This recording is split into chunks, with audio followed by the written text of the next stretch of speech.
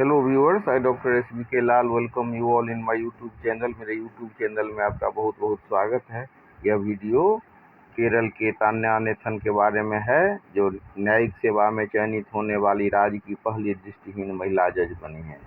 ये वीडियो उन्हीं के बारे में है, उनके सक्सेस स्टोरी के बारे में है। तान्या जन्मजात पूर्ण रूप से दृष्टिहीन है।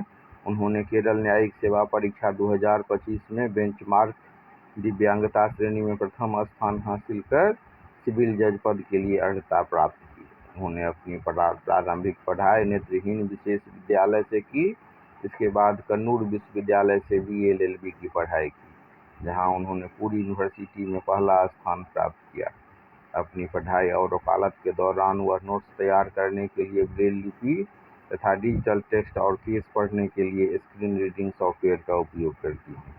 सुप्रीम कोर्ट द्वारा 2025 में दिए गए एक ऐतिहासिक फैसले, जिसमें कहा गया था कि दृष्टिबाधित उम्मीदवार केवल अपनी शारीरिक अक्षमता के आधार पर न्यायिक सेवा के लिए अयोग्य नहीं ठहराए जा सकते, ने उन्हें न्यायिक परीक्षा में बैठने के लिए प्रेरित किया। तान्या नेथन की कहानी सिर्फ परीक्षा पास करने की नहीं, बल्कि समाज की रूढ़िवादी सोच और शारीरिक सीमाओं को चुनौती देकर इतिहास रचने की है।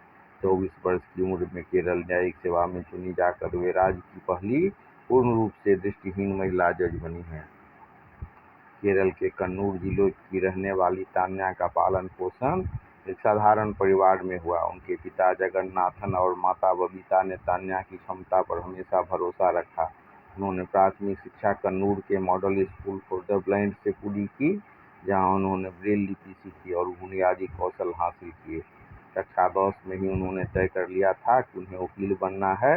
उनका मानना था कि कानून समाज के वंचित और हाशिए पर पड़े वर्गों के लिए सबसे बड़ा हथियार है। उन्होंने कन्नूर विश्वविद्यालय के 5 वर्षीय BA-LLB पाठ्यक्रम में दाखिला लिया और पूरी यूनिवर्सिटी में पहला स्थान हासिल कर अपनी प्रतिभा का लोहा मनवाया। दृष्टिबाधित होने के कारण कानून की मोटी किताबों और केस लॉज को पढ़ना आसान नहीं था। उन्होंने तकनीकी और अपनी क्षमता का संतुलन बनाया।